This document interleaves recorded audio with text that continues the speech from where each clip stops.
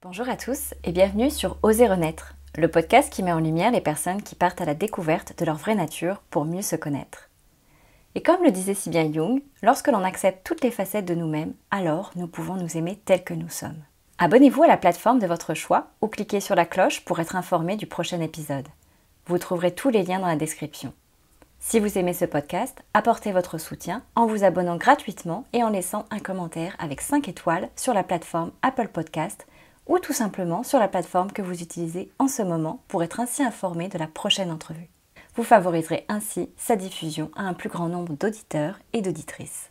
Je souhaite partager le témoignage de cette femme qui mène avec optimisme un combat contre sa maladie au travers d'une série d'interviews que nous avons nommées ensemble Le Réveil de Lily, le podcast qui redonne goût à la vie. Vous écoutez l'épisode numéro 1, Pourquoi la maladie de Lily lui a redonné goût à la vie. Je suis Sarah Galvan et j'accompagne les personnes qui sont en quête de sens, de besoin de liberté, de bien-être et qui souhaitent apprendre à changer le regard qu'elles portent sur elles-mêmes ainsi que sur le monde extérieur. Chaque jeudi, j'ai le privilège de vous retrouver avec cette working girl qui avait un rythme de vie qui s'apparentait à l'image des femmes dans la série Sex and the City. Cette jeune Française qui vit à Londres m'a confié que pendant des années, elle a tout mis en place pour avoir le boulot parfait, avoir l'appartement parfait, en pensant que c'est ce qui la rendrait heureuse. Elle menait une vie de folie entre les sorties à n'en plus finir et des voyages incessants pour son travail. Ce rythme de dingue l'a finalement conduit à vivre dans un monde superficiel, m'a-t-elle confié. La maladie a sonné à sa porte il y a 1 an et lui a permis de prendre un énorme virage dans sa vie de tous les jours. Je vous parle de la pétillante Aurélie, cette nouvelle femme qui a su remettre à l'ordre du jour ses priorités pour se sentir de nouveau alignée avec ses aspirations profondes. Dans ce premier interview, j'ai l'immense joie de laisser la parole à Aurélie qui va se présenter à vous et vous expliquer comment son cancer est entré dans sa vie si brutalement.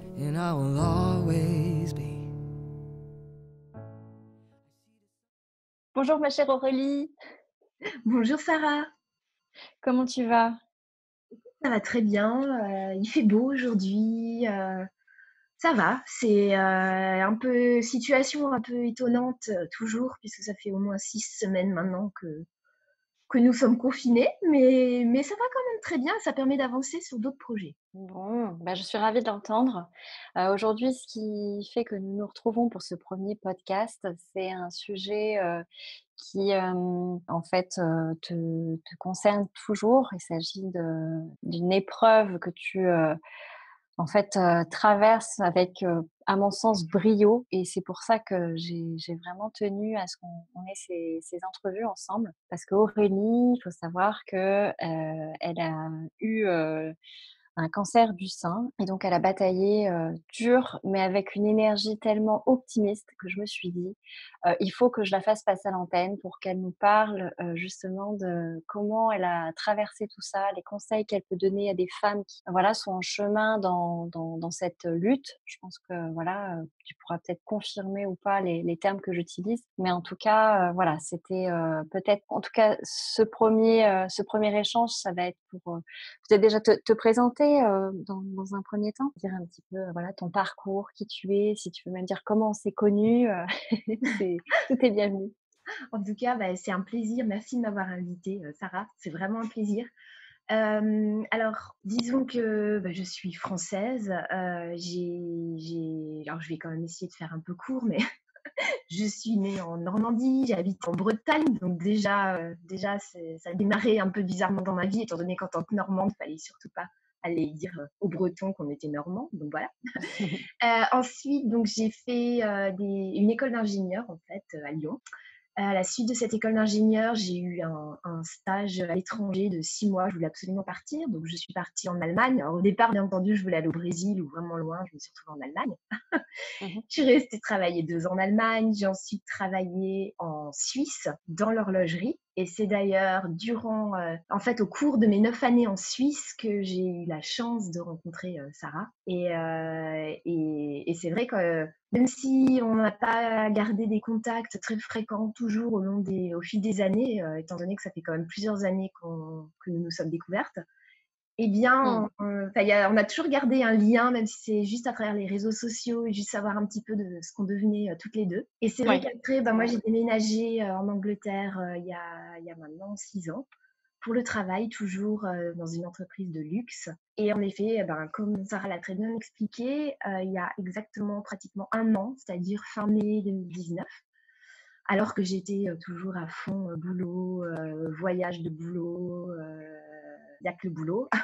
Eh bien, mon corps m'a demandé de m'arrêter puisque j'ai eu un diagnostic qui a été établi et le fait est que j'avais donc un cancer du sein. Et c'est vrai qu'on entend tous parler du mot cancer. Malheureusement, nous sommes tous un peu confrontés à cette maladie de plus ou moins près. Et c'est vrai que quand ça vous arrive, bah, c'est un peu une révolution et du corps et de vos émotions. Et c'est vrai que bah, depuis ces derniers mois, alors d'autant plus que j'ai eu un peu quand même la totale, étant donné que je ne fais pas les choses à moitié, c'était quelque chose de bien agressif. Donc ça veut dire, on commence par 6 mois de chimiothérapie bien agressive aussi, des chirurgies forcément, des attentes de résultats, de la radiothérapie.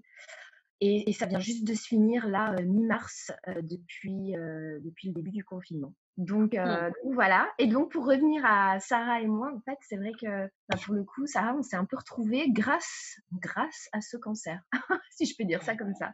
Il n'y a pas de hasard, on va dire. Non, Exactement. mais il m'a marqué, moi, quand j'ai appris ton cancer, forcément, je t'ai contacté pour, voilà, pour avoir des nouvelles. Et il y a ce côté où je me suis dit, en fait, tout de suite, j'ai pensé à la photo. Je me suis dit, il y avait toujours bah, voilà, cet accompagnement que je montais aussi de mon côté pour accepter l'image voilà, qu'on montre aux autres. Donc, je me disais, ça peut être une double, entre guillemets, approche, un double soutien. Et puis finalement, j'ai pas eu l'occasion de pouvoir monter à Londres pour venir te voir, mais on a gardé énormément contact je trouve, pendant cette période-là. Et en fait, ce qui m'a vraiment bluffé chez toi, c'est vraiment cet optimisme, cette énergie tout au long de ton accompagnement, et j'ai trouvé ça mais tellement incroyable, et d'autant plus fort que, si tu veux, bon, moi je suis déjà, on va dire, au courant que quand le corps parle physiquement, que ce soit au travers d'allergies, d'eczéma ou peu importe les traumatismes, que ce soit lié à de l'insomnie, c'est notre corps qui nous parle et qui est un vrai messager pour nous dire attention, là, je suis en train de te sonner un petit peu pour te dire il y a quelque chose à écouter profondément. Et quand on a eu nos échanges et que tu m'as dit de toi-même que tu avais compris ça, que tu finalement étais dans un rythme au niveau du travail qui était trop intense, et que finalement il y allait y avoir vraiment un avant, un après cancer, je me suis dit non mais c'est incroyable cette ouverture d'esprit, et c'est d'une puissance en fait que tu aies remarqué ça par toi-même, parce que c'est pas tout le monde hein, qui a vraiment ce discernement et ce détachement par rapport à sa maladie, puisque souvent j'ai remarqué que les gens s'associent à leur maladie et ils ne voient que ça, ils ne voient plus rien autour. Et quand j'ai vu que toi, tu avais vraiment ce détachement par rapport à tout ce que tu étais en train de vivre, je me suis dit, mais il faut vraiment en parler parce que c'est important, et je pense que ça fait vraiment partie de ce qui t'a aidé aussi à guérir. Enfin, je ne sais pas si je me trompe, à toi de me dire peut-être. Alors, en fait, c'est surtout ce qui aide à garder le cap. Enfin, moi, je sais que ça dépend des personnes, mais moi, Mm. mon mode de fonctionnement, c'est garder mon objectif en tête. Donc, forcément, l'objectif, c'était, eh bien, on va survivre cette épreuve et on va mettre ce cancer complètement KO.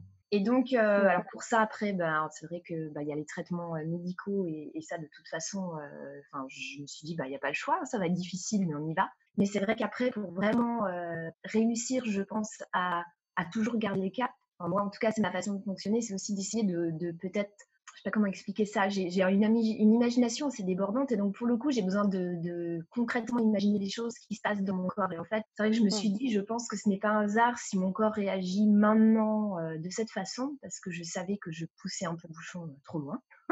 Mm. Et je pense que ensuite, ouais, encore une fois, ce qui aide énormément, c'est, en tout cas pour ma part, c'est vraiment d'imaginer bah, toutes ces petites cellules dans mon corps, donc certaines cellules qui sont vraiment, qui sont rouges, méchantes, et qu'on veut éliminer, et les autres qui vont se battre pour y arriver. Et en fait, Mm. l'idée pour moi, c'était de faire que mes émotions aideraient en fait mon corps physique à vraiment se battre et à faire que ces petites cellules rouges, méchantes, puissent complètement disparaître à tout jamais, on espère, et on croise les doigts.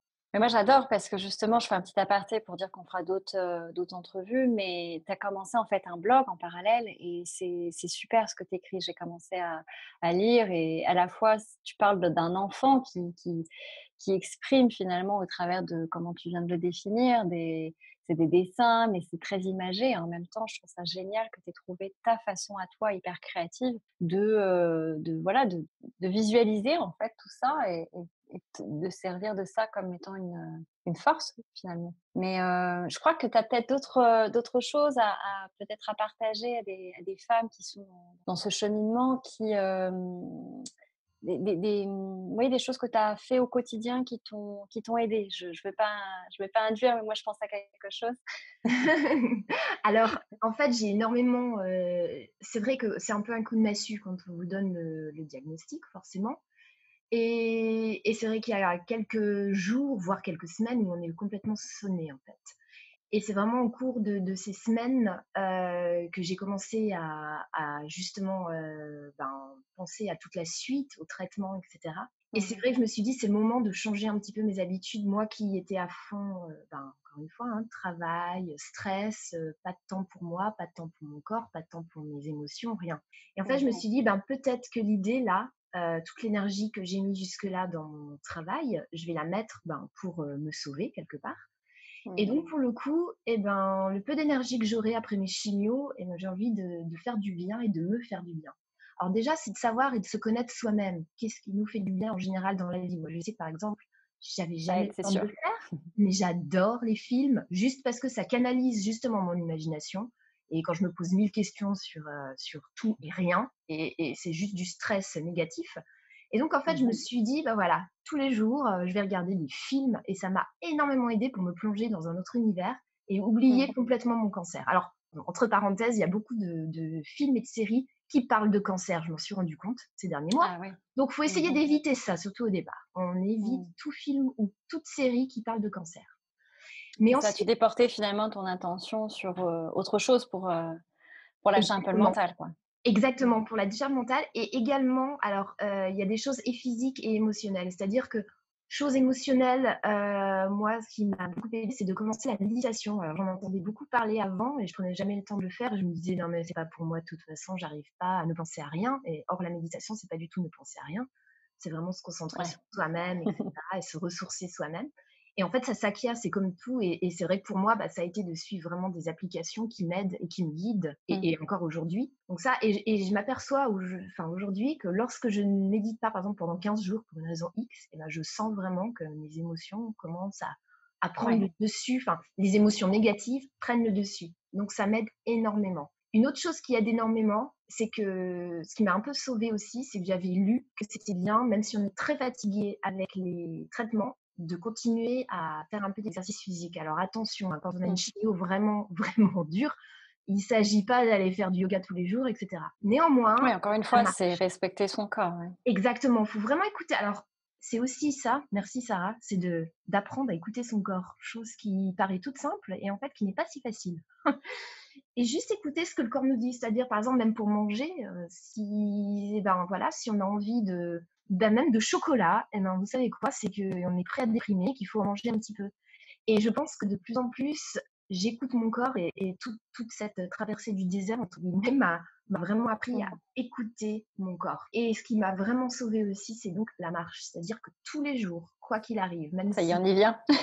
ah ouais, même si je sortais 5 minutes ou 10 minutes, et vraiment, alors, il y a des jours, je vais pas vous cacher, il fallait que je sorte avec quelqu'un à mon Mmh. bras parce que j'avais peur de tomber dans les pommes. Mais cela dit, Mmh. ça permet au système de continuer quand même à fonctionner. Et alors, dès que les traitements s'arrêtent, on voit une différence énorme par rapport à, je pense, si on n'a rien fait du tout. Ouais. Tu me parlais aussi beaucoup de la connexion avec la nature. Forcément, moi, ça m'a interpellée, vu vu mon approche aussi. Tu confirmes que ça t'a apporté quand même quelque chose de différent par rapport à Alors, juste être en ville? totalement. D'ailleurs, ça va un petit peu, je pense, avec tout ce qui est méditation et les marches, etc. Et c'est vrai que j'habite en plein Mmh. milieu de Londres, donc je suis très citadine. Cela dit, lorsque j'ai traversé vraiment ces moments difficiles au cours des traitements, aller me promener dans les parcs, et notamment dans le parc qui était juste à côté de chez moi, parce que je ne vais pas aller prendre le métro et partir je ne sais où, Eh bien, ça m'a fait un bien fou de juste regarder les arbres. Il y a d'ailleurs un arbre que j'aime et je me réjouis de retourner au parc après le confinement pour le regarder encore. Et J'adore. me reconnecter en fait à la nature, prendre des grandes inspirations, sentir.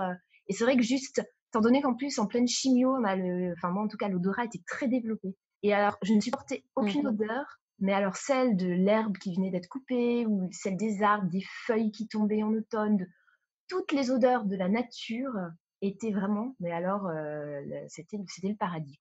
Ah, c'est intéressant. Tu avais l'impression que ça te reconnectait peut-être à un souvenir d'enfance ou pas particulièrement? Alors ça, je vais t'avouer que j'ai pas encore analysé exactement à quoi ça me mais je pense que quelque part, ça te reconnecte de toute façon à toi-même et ton corps parce que la nature, on en a vraiment besoin et quelque part, Mhm. les villes, c'est génial pour tous les artifices que ça peut nous apporter, mais c'est quelque chose, encore une fois, d'un peu artificiel, justement et je pense que dans ces moments-là, on a besoin d'être vraiment reconnecté aux racines, en fait, à nos racines Mhm. et à la nature, pour le coup.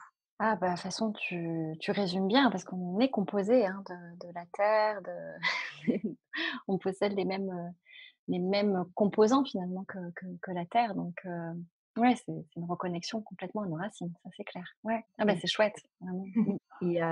Et ensuite, alors forcément, enfin, après, encore une fois, c'est plus apprendre vraiment à se découvrir et à se connaître soi-même et savoir ce qui nous fait du bien à chacun. C'est-à-dire que pendant plusieurs mois, moi, durant les traitements, moi qui sortais tous les soirs, je ne sortais plus, forcément. Qu'est-ce que Euh, tu as découvert chez toi? Est-ce qu'il y a quelque chose qui t'est, je sais pas, qui est apparu et tu t'es dit: «Oui, là, je me connaissais pas sous cet aspect-là» ou en tout cas, bah, ou je m'étais pas forcément autorisée, en tout cas, à être comme ça et aujourd'hui, bah, ouais, ça a changé? alors, en fait, j'ai découvert que ça me faisait énormément de bien de rester chez moi sans toujours m'étourdir ailleurs et avec d'autres gens. Et en fait, je Mmh. pense que c'est là que c'est se reconnecter à soi-même. C'est que, en fait, maintenant, je vais même avouer que pour me ressourcer, j'ai besoin d'être dans ma bulle. Et je me suis Mmh. rendu compte que je crois que j'ai toujours été ainsi, mais je ne voulais pas le voir ou l'accepter ou je prenais pas le temps de le faire. Et en fait, c'est quelque chose qui me fait énormément de bien. Donc juste passer du temps chez moi, toute seule, lire un livre, ce que j'avais pas fait depuis des années, ou même juste, alors je suis pas du tout une bonne cuisinière et ça n'a pas tellement changé. Cela dit, je cuisine plus des choses très simples, mais très saines. C'est-à-dire que c'est vrai que j'ai aussi dû changer un petit peu mon hygiène de vie, tout en m'accordant toujours des plaisirs et en ayant un bon verre de vin rouge si j'en ai envie, ou encore une fois le chocolat, ou Ouais. des petits biscuits. Mais Mmh. juste essayer de manger plus équilibré, de prendre le temps d'aller choisir des produits un peu plus bio peut-être, et frais, des légumes, des fruits.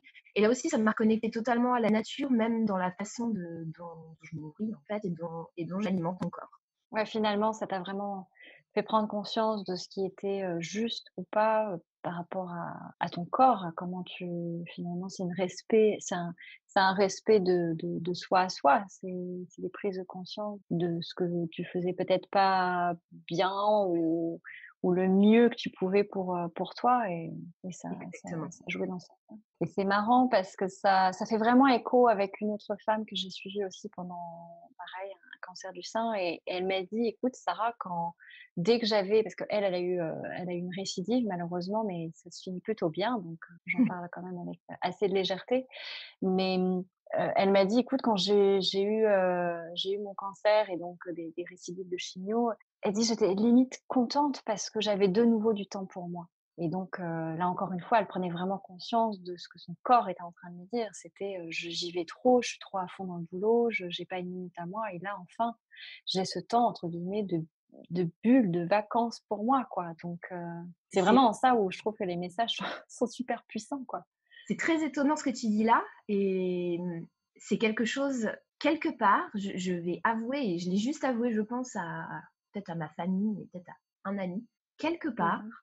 à un moment donné, même en pleine chimio, quand j'étais vraiment mal, je me suis dit que je voyais ça aussi comme quelque chose qui me soulageait dans le sens où, eh bien, j'avais l'impression de toute façon que j'avais plus le choix et que je pouvais enfin prendre le temps que j'avais jamais pu consacrer parce que je culpabilisais toujours de quelque chose et je pourrais faire ça à la place et je pourrais travailler à la place ou je pourrais sortir ou je vais louper cette soirée ou je vais louper ces super séances shopping, enfin je dis n'importe quoi. Et enfin, quelque part, c'était vraiment comme tu l'expliquais très bien, cette excuse de dire: «Mais vous savez quoi? Là, j'ai une bonne excuse et ben, je vais prendre le temps de vraiment, vraiment me remettre sur pied et pour le coup, je vais enfin pouvoir rester chez moi sans culpabiliser et faire tout ce que j'ai toujours eu envie de faire pour me ressourcer». Et c'est très étonnant Ouais, parce que c'est c'est en incroyable. pleine bataille, comme tu disais avant et en même temps, eh bien oui, c'est quelque chose que j'ai ressenti, aussi. En tout cas, moi, ce que je retiens de notre échange, parce qu'on va arriver, à la fin,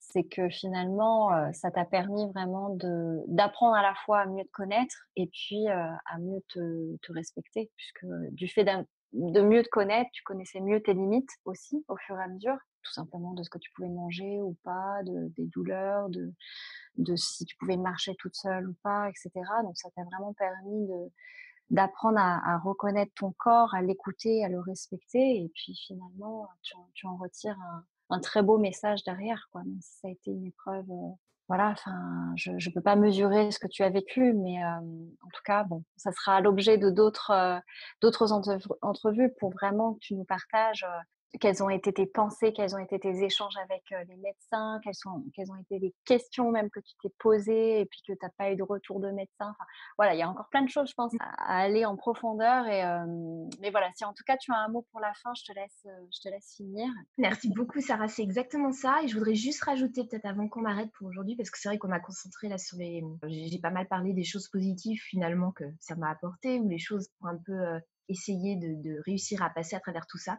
Mais quelque chose aussi que j'aimerais dire à bah, toutes celles et tous ceux qui passent par là, c'est qu'on il faut surtout pas se mettre la pression de quelque part réussir son cancer parce qu'alors moi on m'a offert beaucoup de livres au départ quand j'ai eu ce cancer et en fait, Mmh. on lit partout: «Ah, alors faut profiter de faire ci et ça et vous allez devenir une nouvelle personne qui est géniale» et en fait, quelque part, ça peut aussi mettre de la pression en se disant: «Oh bah, moi, je suis juste mal chez moi là, j'ai juste envie de vomir, j'ai juste envie de me terrer dans mon lit et pour le coup, même ça, je vais le louper».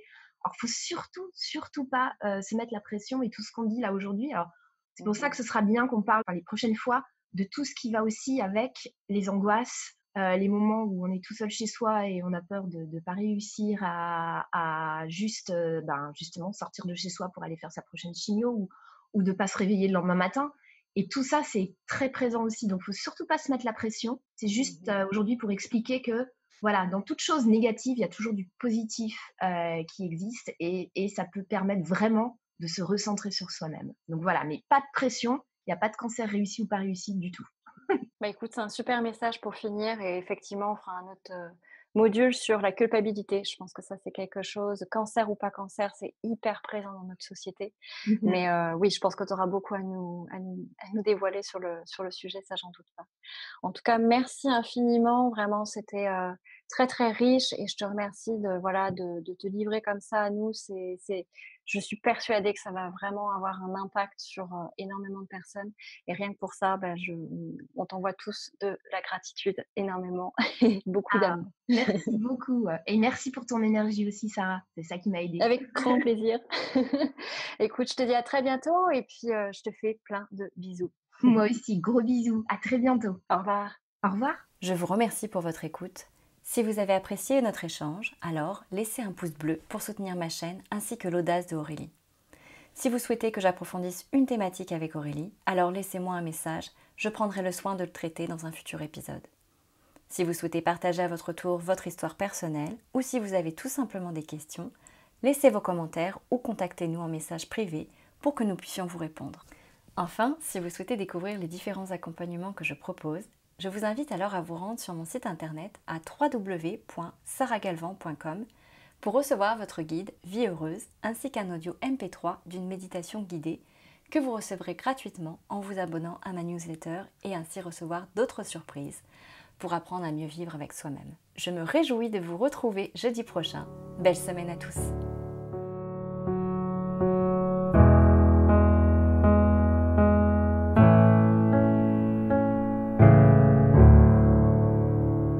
I'm fearless, so fearless.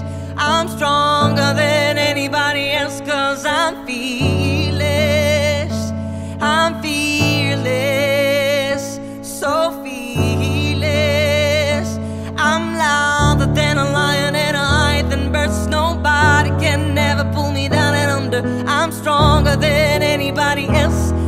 'cause I'm fearless, 'cause I'm fearless.